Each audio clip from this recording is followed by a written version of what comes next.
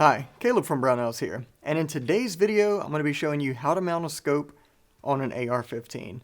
So this is going to be a super basic video. I'm going to go through literally the very basics of it, and this is mainly for the new AR-15 owner or somebody who's never mounted a scope on an AR-15. So let's just kind of jump right into it here. Alright, so I have an AR-15 upper here with a free float handguard and some iron sights. Now, I will say this, with the mount we're going to be using, if you have one that has a front sight post on it, like the fixed tall front sight post, you don't have to remove that to mount a scope on it. You will see some of the shadow from that front sight in the optic, but it's not going to block your view. But a lot of people do like to remove them and put free float handguards on there, just so they have the clearest picture in their optic. Now, with that being said, what we're going to be using... we're using the SIG Tango SPR 1-4, and this comes already set up in the mount. Alright, now whenever I checked it, it wasn't perfectly level. So they do come ready to throw on your AR-15, but because it's not perfectly level, I'm going to go through the full leveling process with you. So you'll get everything you need to know start to finish. Now, something that's different when you're mounting a scope on an AR-15 versus your traditional rifle is that we're going to be using one of these cantilever mounts. So these rings right here, it's a one-piece ring, and they're pretty high, and they are forward set, so they cantilever forward, right? So the reason we're doing that is because what we want to do is we want to make sure our mount is mounted to the upper receiver and not on the handguard in any way. So if you bridge this gap between your upper receiver and your handguard, that can and will definitely affect your accuracy, especially if you bump your handguard or anything like that. So what you want to do for the best mount is mount it only on your upper receiver. So this rail portion from here, back here where our sight is. And if you have iron sights, great. If not, no big deal. But what we want to make sure with our mounts is that once our scope is mounted, it is not touching that rear sight in any way. So you don't want your optic. The only thing you want your optic touching is your rings. It shouldn't be touching anything else on your rifle. Because again, that can and will affect your accuracy. So, we are using this cantilever base. It sets it up a little bit higher. Why we don't want to use like traditional low mount rifle rings is because on an AR-15, our stock is almost at the same height as our upper receiver, versus a traditional rifle. You have your mount height, and then your stock would be a lot lower on a traditional rifle. So if we use low rings and put a scope on it, then try and look through it on our AR-15, we're going to end up having to smash our face down extra low, and you're just not going to be able to get a good cheek weld or a good sight picture using those low rings. So you want to use rings that are specific for AR type platforms, okay? And with these, whenever you get one of these SIG optics, it actually comes with the mount and everything, as I said before. But a lot of optics don't, so if you buy an optic, just make sure you have a cantilever mount. Not only that, but make sure you have the right ring diameter. So the most common ones you're going to see are going to be 1 inch, 30 millimeter, and 34 millimeter. There's some other ones out there, but those are probably the most common. So just make sure your scope tube diameter matches your ring diameter. Let's go ahead and get started with the actual mounting. Alright, what we need to determine, and what really determines where we put our optic, is eye relief. So what you're going to want to do is you're going to want to adjust your stock to where it's comfortable for you when you're shooting. So where your stock is typically going to be, right? And that's about right there for me. Now what I want to do is hold up my optic and kind of adjust the distance, and as you move your optic forward and back, you'll see that ring inside the diopter, that black ring, kind of close in. What you want to do is you want to move it back until you have a full field of view in your optic, which for me is right up against that rear sight. And it's going to be different for everyone's eyes. There's no perfect place to put it. So for me, it's that. So I check it on the lowest power. Then I'm going to do the same thing on the highest power. So just adjust your scope power here. And that still looks pretty good for me. All right, so what you want to do, you can also play with your stock length a little bit as well. So if you run out of room on your optic to bring it back, you can bring your stock forward a little bit, and that'll help you out also.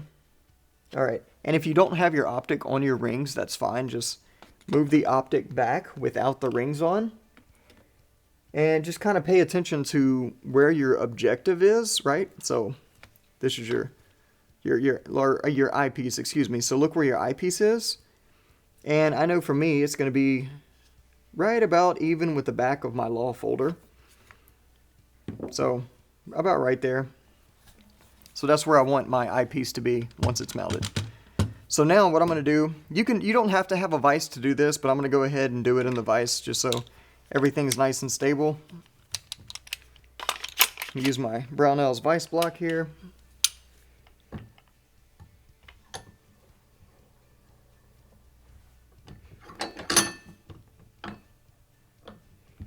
And I'm going to go ahead and lock it in. All right. So as I mentioned before, I wasn't happy with the way this thing was leveled, so I'm going to re-level it. But what I'm going to do, I'm just going to unscrew my mount screws here. And I'm going to go ahead and place this on the rifle. And for me, I want it to be pretty much as far back as I can. So I'm going to end up actually sliding this scope a little bit back too once I get it all set up. And because I know this is where my mount's going to go, I'm going to go ahead and torque that down. So I'm using the Fix-It Sticks torque drivers here, or torque attachments I should say. And I just have a 1/2 inch driver attachment on that, and then just a Brownells Magnetip screwdriver handle. And this is what I'm going to use to torque everything down. Let me actually, so you can see what I'm doing here, pull this out, and I'll just stand it up as I do it. And for your torque settings, just check the instruction manual or the owner manual for your mount. This one, it's actually written right there. This says 65 inch-pounds, so I don't have to look for anything. It's right there. So I'm going to go ahead and tighten this down to 65 inch-pounds.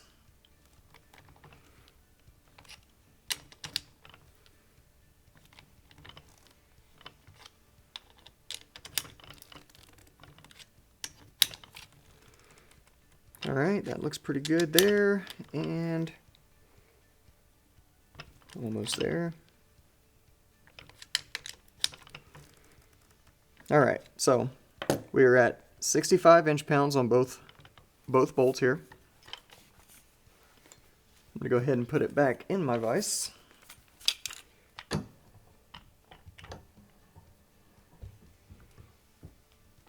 Okay, so now what I want to do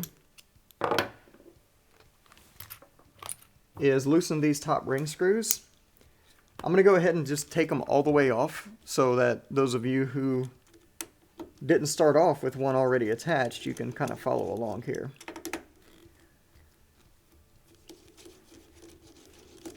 I'm just going to loosen these all the way. And there will be a different torque setting for your ring screws. Typically they're somewhere around 25 inch-pounds. Which for this particular setup, they are exactly 25 inch-pounds. So when we torque them back down, we will go to that spec. All right.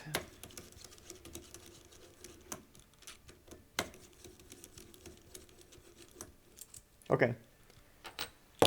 So now we're at the point where we have just our mount mounted. And then now we can go ahead and take our optic. And remember what I said about eye relief? At this point, we want to go ahead and push that eyepiece back to where we determined our eye relief was good. And it's okay to put your ring caps on, snug them up, and then check it again.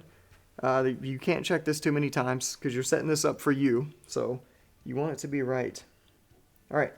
So now, as you can see, our optic lays in. It can do all kind of twisty stuff. So we just want to lay it in there. Something else we want to look for is that our rings, so where our mount attaches to the scope, is not touching our turret area, so this area right here, you don't want it touching the bevel, and you don't want it touching the bevel back here that goes to your eyepiece. And if you have a larger objective bell, you don't want it touching that either. So just make sure your rings are only touching the tube, nothing else. Because again, that can and will affect your accuracy. Okay, so I have this where I wanted, and I want to come off of that turret housing. So that looks pretty good. I'm just going to take my front ring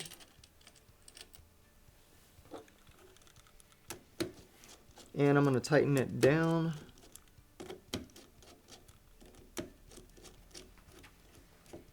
Alright, so I'm going to go ahead, something you're going to want to do as well, for cosmetic reasons mostly, is to make sure the gaps are even on each side. So as you can see, as I tighten this down or loosen it, that gap right there changes. And all I want to do is make sure the gap on this side is the same as the gap on the other side, which you can't see because it's facing me. And what I actually like to do is close one side all the way. So this back side closest to me is pretty much shut, and this side's all the way open. And I just tighten this side down until the gap on this side is the same as the opposite side. Which that looks pretty good. And then I just cross over and snug this side down. And just kind of snug them up so both sides are even. I'm not torquing anything down yet. I'm just closing my screws all the way. And what I did on that ring top, I'm going to do on the exact opposite. Right, same thing in the back.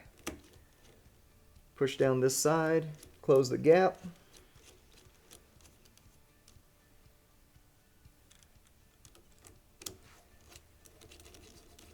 And just repeat the full process here. Alright, so my screws are just barely snug. Didn't tighten them down much at all. My optic is visibly crooked, so of course we're going to need to level that. All I'm going to do is back off slightly on one side of the screw so there's no tension. Remember what side you loosen, because that's the side you're going to tighten first. And do the same thing on the other ring. Just enough until you can move your scope by hand, but there's still enough friction to keep it in place. Alright, so let's talk about scope leveling, because this is where a lot of people kind of struggle and a lot of people mess it up. First of all, yes, in order to get the most accuracy out of your rifle, or to be able to, like for example, if I have a 100-yard zero, and I want to use my reticle to hit targets at 500 yards, this optic better be level. Because if it's not, I'm going to be throwing shots one way or the other, depending on which way this optic is tilting. So you want your optic level to your bore, okay? Now, the way we achieve that is using a tool. Like, for example, we're going to be using this Arisaka tool. This is the Arisaka scope leveler. They make two sizes. This is the small, because we have a smaller gap down here. I'll show you exactly how to use this, don't worry. I'm going to angle it towards you just a little bit here so you can see it better. So, before I show you how to do that, I'm going to show you what not to do that a lot of people actually do. And they'll actually take a level, they'll throw it on the top of this turret cover, or they'll take this cover off, and then they'll throw a level on there. This is probably one of the worst places to level your optic from. And let me show you exactly why. Because if you look at this cap here, I can easily wiggle it, right? It's not perfectly flat on this rifle. And even if you do have one that doesn't have nearly as much play in it, like on some of your higher end optics, there's still no guarantee that the top of this is level to those crosshairs, okay? Same thing with the top of this. Because this is a screw that basically just screws on there, there's no guarantee that this is perfectly flat to your crosshairs. The best place on your optic, or the place that's most consistently level to your crosshairs, is actually going to be this flat surface on the bottom. So I know what you're asking, how the heck do I level that? That's not a big enough gap to get a level in. Well, fortunately, there's some really nifty tools to help you do that. So this is the Arisaka scope level. As you can see, this angular piece slides into this flat with the groove cut in it. And as you push it in, this angle on top stays perfectly flat to this angle on the bottom, okay? So the bottom of our scope base, so let me get a pointing tool here. This surface right here is pretty much, it should be almost exact. I say should be because it depends on what quality mount you're buying, right? Don't buy Chinese mounts off of Amazon or anything like that. Buy a good scope mount because it pays off in the long run. You get what you pay for. Now, this level, this flat right here should be pretty much level with the top of your upper receiver. And then your bore is directly underneath that. So you have your bore, you have your receiver flat, you have your scope base flat, and all we need to do is make sure that flat is perfectly flat to the bottom of your optic. And this tool makes it really easy to do. All you're going to do is take the angular piece of the tool here, or the flat piece I should say, and you're just going to lay it right underneath your turret housing. And it should just kind of float around down there. It shouldn't be tough to get in. So you just set that in there. Now you're going to take your angular piece. It doesn't matter which way it goes in, but you're going to push in small end first. I'll say it doesn't matter if it's upside down or not. So we're going to push it in. As we push it in, it's going to push up against the bottom of our scope.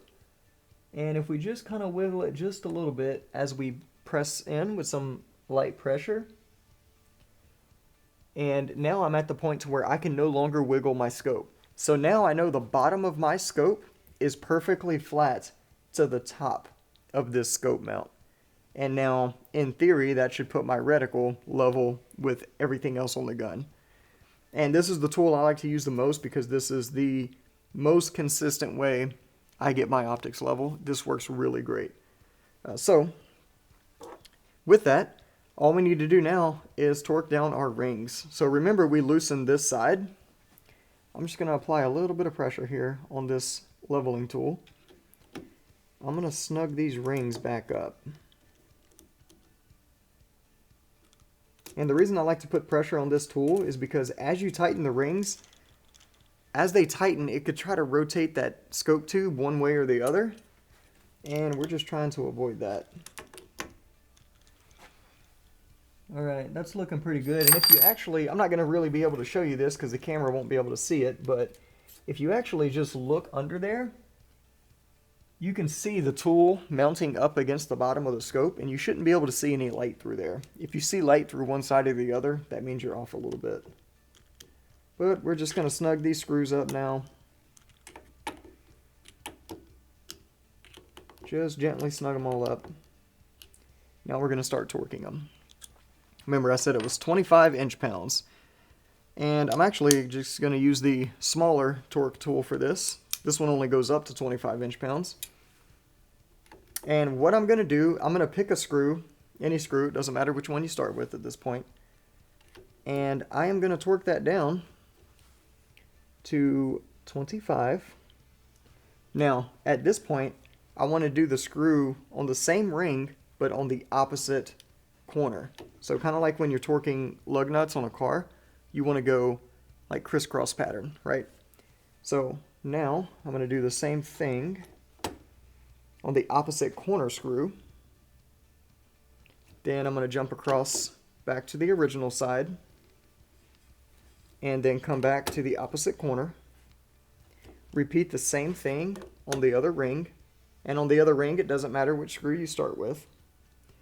So start with that screw, hit the opposite corner, other side, and opposite corner. Now we can remove our Arisaka tool. And I'll just do a quick little visual check here.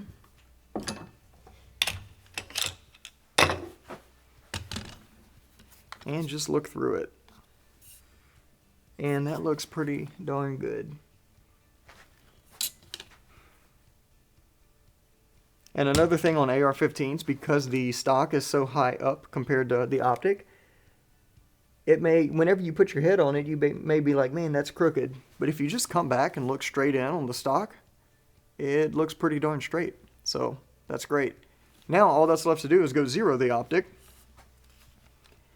and we're good to go. So for bore sighting, there's a bunch of different tools and stuff out there to bore sight. Honestly, what I do to bore sight is when I get to the range, I have my target set up. Let's say I set up a target at 25 yards just to get my rough bore sight or my rough zero in. So I usually always start zeroing at 25. And then let's say if like I'm doing a 100-yard zero, I'll start at 25, then I'll move to 100. So I'll essentially do 2. And let me pull this apart here. This does have the law folding attachment, so I have the plug and the bolt. We'll just set that aside for now. I take my bolt out, and then now all I do is I take a bag, put it under the rear of my rifle, and I look through my bore. So I'm looking through my barrel. I point my barrel at the target, and once my barrel's pointed at the target, I look through my scope.